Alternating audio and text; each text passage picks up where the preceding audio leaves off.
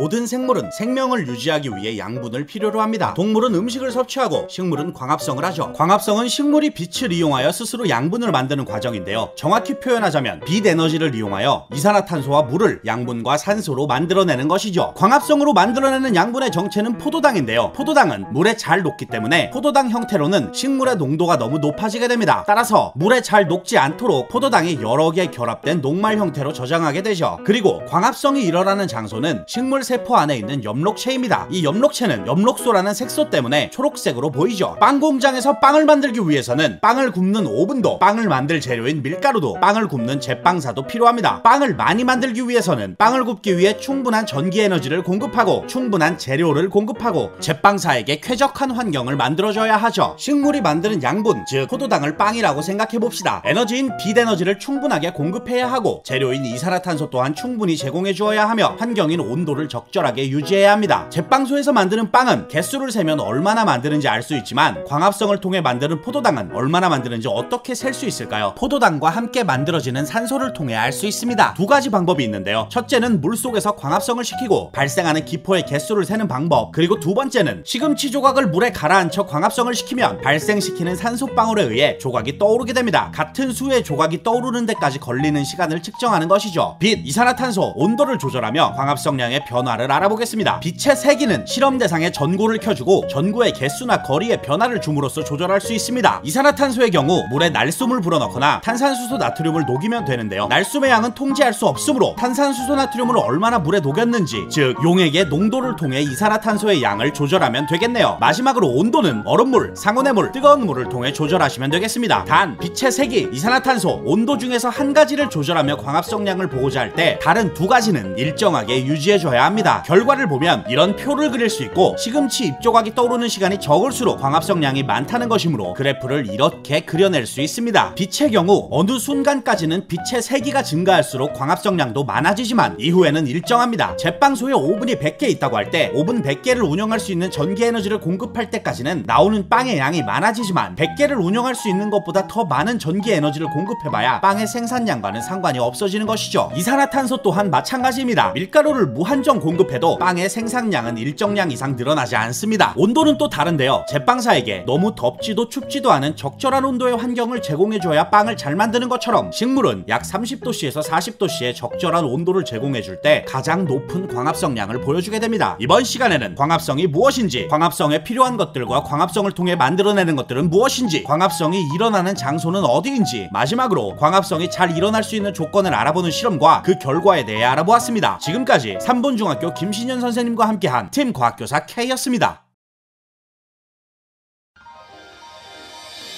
식물이 말라 죽지 않는 이상 광합성에 필요한 물은 부족하지 않습니다. 물은 뿌리에서 흡수되는데요. 어떻게 광합성이 일어나는 잎까지 갈 수 있을까요? 뿌리에서 흡수된 물은 식물체 내의 물관을 통해 줄기를 타고 잎까지 올라와 공기 중으로 빠져나갑니다. 이렇게 식물체 속의 물이 수증기로 변하여 잎에서 공기 중으로 빠져나가는 현상을 증산작용이라고 합니다. 잎에서 물이 빠져나가면 부족한 물을 줄기에서, 뿌리에서 끌어올리는데요. 증산작용은 식물의 잎까지 물을 끌어올리는 힘을 제공한다는 것입니다. 또한 물방울이 기화하면서 주변의 열을 흡수하여 식물의 체온이 너무 높아지는 것을 막아주는 효과도 있습니다. 마지막으로 식물체 내의 수분량을 조절해주죠. 따라서 식물의 잎에는 이 수증기를 배출하는 장소가 있는데요. 공기구멍, 즉 기공입니다. 잎의 구조를 보면 가장 바깥쪽에 얇은 한 겹의 세포층이 있습니다. 표피라고 하죠. 표피에는 엽록체가 없어 색을 띠지 않고 투명합니다. 그러나 잎의 뒤쪽 표피 세포 중에는 엽록체가 있어 초록색을 띠는 세포가 있는데요. 이 세포 한 쌍이 모여 기공을 만듭니다. 그리고 이 세포는 기공 주변의 세포라고 해서 공변세포라고 하죠. 공변세포의 안쪽, 즉 기공 쪽의 세포벽은 두껍고 바깥쪽의 세포벽은 비교적 얇습니다. 공변세포에서 광합성이 일어나고 양분을 만들어내고 높아진 농도로 인해 수분이 침투해서 공변세포가 빵빵하게 부풀면 양쪽의 공변세포가 휘어지면서 기공이 열리는 것이죠. 따라서 햇빛이 있기 때문에 광합성이 활발한 낮에 기공이 주로 열리고 밤에는 기공이 주로 닫히게 됩니다. 낮에 증산작용이 더 잘 일어난다는 것이죠. 기공이 열리게 되면 증산작용이 일어나 수증기가 빠져나가고 이산화탄소와 氧化산소처럼 식물의 생명활동과 관련된 기체가 기공을 드나들게 됩니다. 그리고 증산작용은 물이 증발하기 쉬울수록 활발하게 일어나는데요. 빨래가 잘 마르는 조건과 비슷합니다. 온도가 높고 습도가 낮고 바람이 잘 부는 것이죠. 여기에 광합성으로 인해 기공이 열리도록 하는 햇빛 또한 포함해서 기억하시면 되겠습니다. 또한 증산작용을 확인하기 위해서는 잎이 달린 식물과 잎을 제거한 식물의 수분 흡수량을 비교하는 실험, 잎에 봉지를 씌워 물방울이 맺히는 것을 확인하는 실험 등을 해볼 수 있습니다. 이번 시간에는 증산작용이 무엇인지, 증산작용에 어떤 의의가 있는지, 증산작용은 어떤 과정을 거쳐 일어나는지, 어떨 때 활발하게 일어나는지, 마지막으로 증산작용을 확인할 수 있는 방법에 대해 알아보았습니다. 지금까지 삼본중학교 김신현 선생님과 함께한 팀 과학교사 K였습니다.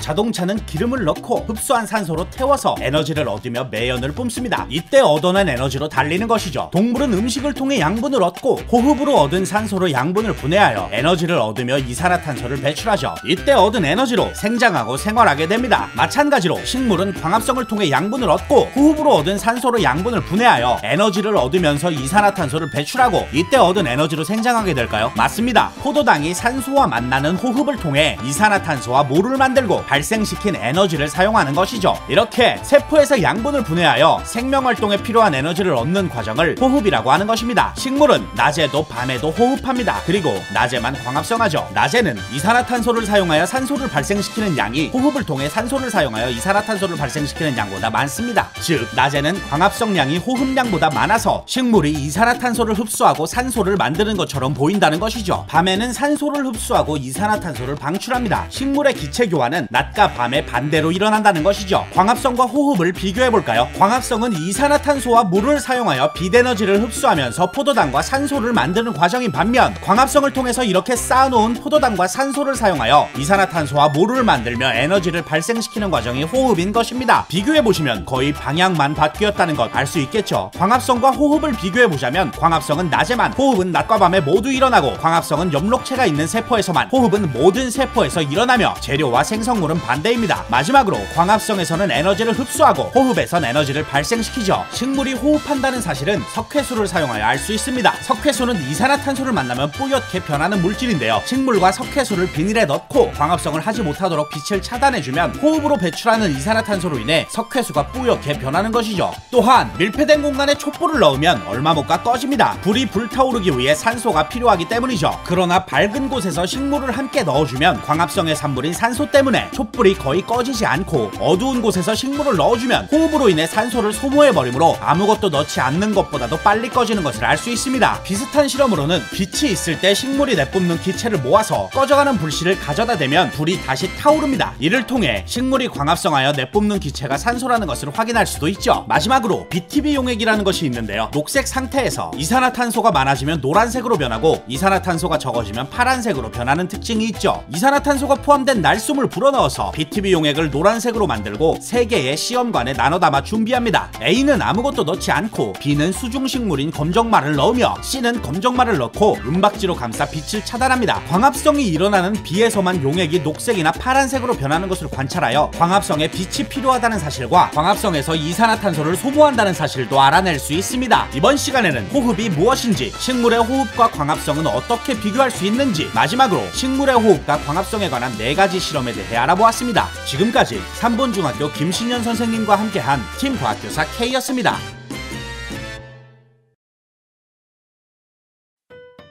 벚꽃이나 개나리는 잎보다 꽃이 먼저 핍니다. 잎이 없어 광합성을 할 수 없는데도 꽃은 핀다는 것이죠. 광합성 산물로 만들어진 포도당은 일부는 바로 사용되고 일부는 물에 녹지 않는 녹말 형태로 저장된다고 했습니다. 이 녹말은 물에 녹지 않고 너무 커서 이동하기 쉽지 않은데요. 그렇기 때문에 포도당 2개가 합쳐진 설탕 형태로 쪼개져 식물체 안에서 물관이 아닌 체관을 통해 이동하게 됩니다. 낮에는 광합성만 하기에도 너무 바빠서 양분은 주로 밤에 식물의 각 기관으로 이동하죠. 양분은 먼저 호흡을 통해 에너지를 얻는데 사용 사용됩니다. 다음으로 식물이 생장하는 데 사용되죠. 마지막으로 사용하고 남은 양분은 저장되는데요. 뿌리, 줄기, 열매, 씨 등의 녹말, 설탕, 포도당, 단백질, 지방 등 다양한 형태로 말이죠. 그리고 저장된 양분은 다음 해에 꽃을 피우고 새싹을 돋게 하는데 사용되기도 하고 동물의 먹이로도 사용됩니다. 결국 빛에너지가 식물에 저장되어 동물이 먹는 것이기 때문에 빛을 흡수하여 양분을 만드는 광합성이란 지구에 살고 있는 다양한 생물에게 생명활동에 필요한 에너지원을 제공하는 중요한 과정이라는 의의가 있다는 것입니다. 갈색의 아이오딘화 칼륨 용액은 녹말을 만나면 청람색으로 변하는 반응이 일어납니다. 광합성을 했든 하지 않았든 식물의 잎을 현미경으로 보면 이렇게 초록색의 엽록체가 보입니다. 이 잎들을 에탄올에 넣고 가열하면 엽록소가 제거되어 색이 보이지 않죠. 그리고 엽록소가 제거된 잎에 아이오딘화 칼륨 용액을 가하면 이렇게 광합성을 한 쪽의 엽록체만 청람색으로 염색된 것을 확인할 수 있습니다. 광합성을 통해 만들어진 산물이 녹말 형태로 저장된다는 사실을 알 수 있게 되는 것이죠. 이번 시간에는 광합성으로 만든 양분이 어떻게 이동되는지, 어떻게 저장되는지, 어떻게 사용되는지, 그리고 광합성을 통해 만들어진 양분 중 녹말의 존재를 확인할 수 있는 실험에 대해 알아보았습니다. 지금까지 삼본중학교 김신현 선생님과 함께한 팀 과학교사 K였습니다.